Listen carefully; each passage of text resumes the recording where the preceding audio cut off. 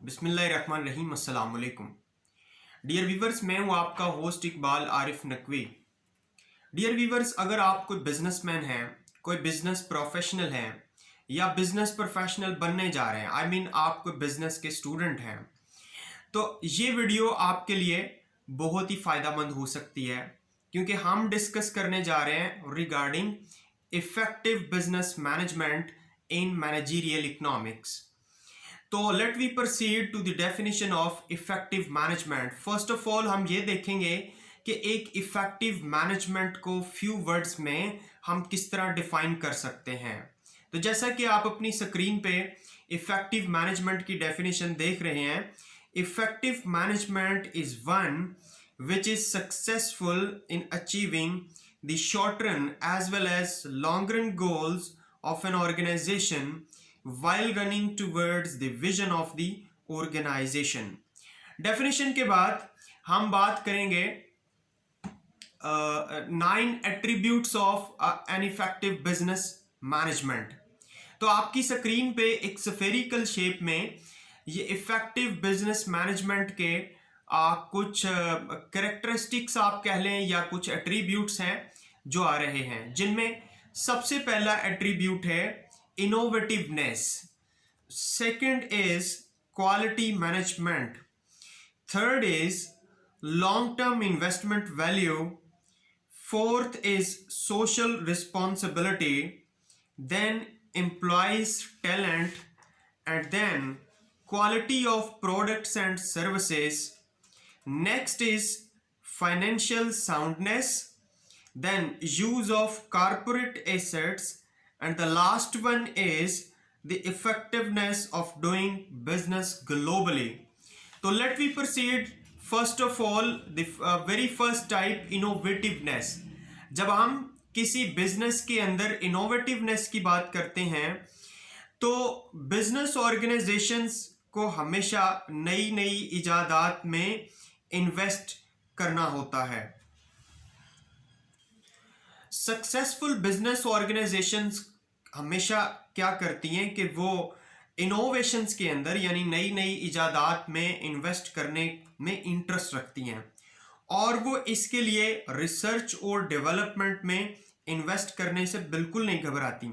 हालांकि इनको नताइज का भी पता नहीं होता कि आने वाले फ्यूचर में इस रिसर्च और डेवलपमेंट की वजह से क्या होगा, लेकिन वो अपने कस्टमर्स और स्टेक होल्डर्स को बेहतर से बेहतर सर्व करने के लिए जदीद स्ट्रेटजीज को अप्लाई करती रहती हैं।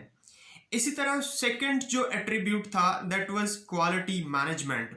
If we talk about the quality management, तो क्वालिटी मैनेजमेंट का मतलब है कि कंपनी या फर्म के बोर्ड ऑफ डायरेक्टर्स और टॉप मैनेजमेंट की ऐसी टीम होनी चाहिए जो कि हाईली क्वालिफाइड होने के साथ साथ अपनी फील्ड में एक्सटेंसिव एक्सपीरियंस भी रखती हो, ताकि वो इफेक्टिव मीटिंग्स के साथ ऐसे इफेक्टिव बिजनेस डिसीजंस कर सकें जो बिजनेस के गोल्स को अचीव करने में अपना किरदार अदा कर सकते हैं।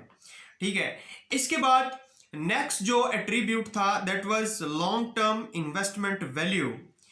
No when we talk about the long term investment value, the effective managed companies जो होती हैं ये अपनी इन्वेस्टमेंट्स की लॉन्ग टर्म वैल्यू को हमेशा देखती हैं। वो कभी भी अपने शॉर्ट टर्म बेनिफिट के लिए अपने लॉन्ग टर्म गोल्स को सेक्रीफाइस नहीं करती, इसलिए ऐसी पॉलिसीज बनाई जाती हैं जो लॉन्ग टर्म थिंकिंग को इनकरेज करती हैं। Next one is social responsibility. अगर हम सोशल रिस्पॉन्सिबिलिटी की बात करें तो देखें, डेवलपमेंट जो है वो वन टाइम नीड नहीं होती कभी भी, इसलिए एक इफेक्टिव जो मैनेजमेंट है किसी भी बिजनेस की वो सस्टेनेबल डेवलपमेंट के ऊपर फोकस करती है। अब सोसाइटी जो है ये भी कंपनी की तरह कंपनी की एक तरह की स्टेक होल्डर्स होती है। ठीक है, क्योंकि देखो कंपनी ने हमेशा सोसाइटी से एम्प्लॉयज को लेना होता है, कंपनी ने हमेशा सोसाइटी में ही अपनी प्रोडक्ट को सेल करना होता है, कंपनी ने हमेशा अपनी सोसाइटी के अंदर ही अपनी प्रोडक्ट को मार्केट करना होता है और वहां से आउटपुट लेना होती है। सो इसलिए सोसाइटी किसी कंपनी की स्टेक होल्डर ही समझी जाती है, क्योंकि सोसाइटी से ही उन्होंने कैपिटल लेना होता है, सोसाइटी से ही आखिर किसी भी कंपनी का वास्ता पड़ता है। और दूसरी तरफ एक कामयाब कंपनी वो है जिसका ब्रांड इमेज सोसाइटी के माइंड में हमेशा जिंदा रहे। Next one attribute was employees talent. तो देखें, आपने कभी भी किसी कंपनी को देखा हो, खुद से देखा हो, मतलब मिसाल के तौर पे लीवर ब्रदर्स है, तो कभी किसी ने देखा हो कि लीवर ब्रदर्स क्या है, कोई आदमी है, कोई औरत है, क्या चीज है। कभी किसी ने सर्विसेज को देखा हो कि सर्विसेज क्या है। कभी किसी ने प्रैक्टर एंड गैमल को देखा हो। किसी कंपनी का कोई ढांचा, कोई बुत, कोई आदमी, कोई औरत आपने कभी नहीं देखा होगा, क्योंकि कंपनी ओन सेल्फ जो है वो एक आर्टिफिशियल पर्सन है। वो मतलब कोई किसी पर्सन का नाम नहीं होता। हम सैमसंग कंपनी की बात करें तो सैमसंग किसी बंदे का नाम नहीं है, कंपनी का नाम है। ठीक है, इसी तरह अगर हम लीवर ब्रदर्स की बात करें तो लीवर ब्रदर्स एक कंपनी का नाम है, किसी बंदे का नाम नहीं है। ठीक है, अब लेकिन ये इतने बड़े ब्रांड्स हैं कि लोग इनके नेम्स को बहुत अच्छी तरह जानते हैं और इनकी प्रोडक्ट्स को एक्सटेंसिवली यूज करते हैं। रीजन क्या है कि लोग इस तरह की इंपॉर्टेंट कंपनीज को जानते हैं? सैमसंग को जानते हैं, वो लीवर ब्रदर्स को जानते हैं, वो प्रैक्टर एंड गैमल को जानते हैं, वो सर्विसेज बाटा को जानते हैं। रीजन ये है कि उनके पीछे वो इफेक्टिव मैनेजमेंट होती है और उसके एम्प्लॉइज होते हैं। ठीक है, क्योंकि एम्प्लॉइज जो होते हैं they are the most important assets of company. ठीक है, जो कि वर्ल्ड क्लास प्रोडक्ट्स और सर्विसेज को प्रोड्यूस करते हैं और दुनिया के अंदर इंट्रोड्यूस करवाते हैं। ठीक है, तो इसलिए एम्प्लॉइज एक एफिशिएंट मैनेजमेंट और इफेक्टिव मैनेजमेंट वही होती है जो एम्प्लॉइज के टैलेंट को मलहूजे खातर रखती है। Quality of products and services. देखो, जब हम quality of services and products की बात करते हैं तो देखो, किसी भी बिजनेस के लिए quality of products and services बहुत ही अहम होता है। देखिए, इससे पहले कि मैं आपको क्वालिटी की इंपॉर्टेंस बताऊं, कोई भी बिजनेस है तो उसके पास, उस बिजनेस फर्म के पास दो किस्म के ऑप्शंस होते हैं। या तो वो अपने सेल्स रेवेन्यू को ज्यादा करने के लिए, मैक्सिमाइज करने के लिए रेफर्ड कस्टमर्स की तरफ जाए, या फिर वो रिपीट कस्टमर्स की तरफ जाए। अगर तो वो रेफर्ड कस्टमर्स की तरफ जाती है तो उसको मार्केटिंग और एडवर्टाइजमेंट का सहारा लेना पड़ता है, जिसके जरिए वो कस्टमर्स को रेफर करते हैं कि आप इस प्रोडक्ट को इस्तेमाल करें। लेकिन अगर रिपीट कस्टमर्स की बात करें तो उसमें quality of products and services आती हैं। एक कंपनी जो है वो अपनी क्वालिटी ऑफ प्रोडक्ट्स की वजह से कस्टमर्स को दोबारा से अट्रैक्ट करती है। इसलिए अच्छी क्वालिटी की जो प्रोडक्ट्स हैं उससे फर्म अपने कंपेटिटर को एक तो वो आउट परफॉर्म कर सकती है, मार्केट से आउट कर सकती है, और दूसरा ये कि वो अपनी साख को मार्केट के अंदर और ग्लोबल मार्केट के अंदर जिंदा रख सकती है। इसके अलावा जो नेक्स्ट एट्रीब्यूट था दैट वाज फाइनेंशियल साउंडनेस।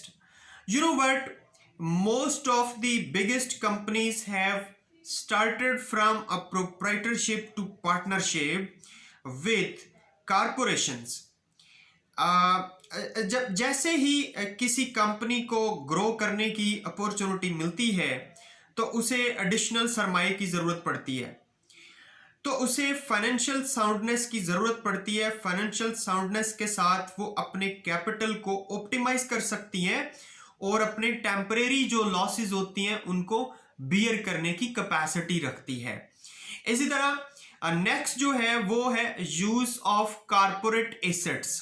अगर हम यूज ऑफ कॉर्पोरेट एसेट्स की बात करें तो dear viewers, business is simply the name of investing in buying of assets and effective utilization of these assets to earn more money and assets. It is all about effectively utilizing each and every asset of the organization, and effective management regularly monitor their assets and take required action for optimising their assets. और last one जो हमारा attribute है किसी भी effective management के लिए, वो बहुत ही इंपॉर्टेंट है, and that attribute is the effectiveness of doing business globally. देखो, किसी भी कंपनी को दुनिया में टॉप 500 कंपनीज के अंदर जगह बनाने के लिए इनफ इंफ्रास्ट्रक्चर की जरूरत होती है, ठीक है। तो ताकि वो दुनिया में जब भी कारोबार के मौके, बिजनेस के मौके आए तो वो उससे फायदा उठा सके। हमने कोई ऐसी मिसाल नहीं देखी होगी कि कोई कंपनी दुनिया की टॉप 10 पोजीशंस में शामिल वो कंपनी हुई हो जिसने अपने ही मुल्क में काम किया हो। हमेशा अगर आप top 10 companies of the world देखें तो वो ऐसी कंपनीज आपको नजर आएंगी जिन्होंने ग्लोबल मार्केट के अंदर बिजनेस किया है, जिन्होंने होल ओवर द वर्ल्ड के ऊपर अपना बिजनेस किया और अपने आप को एक्सपैंड किया है।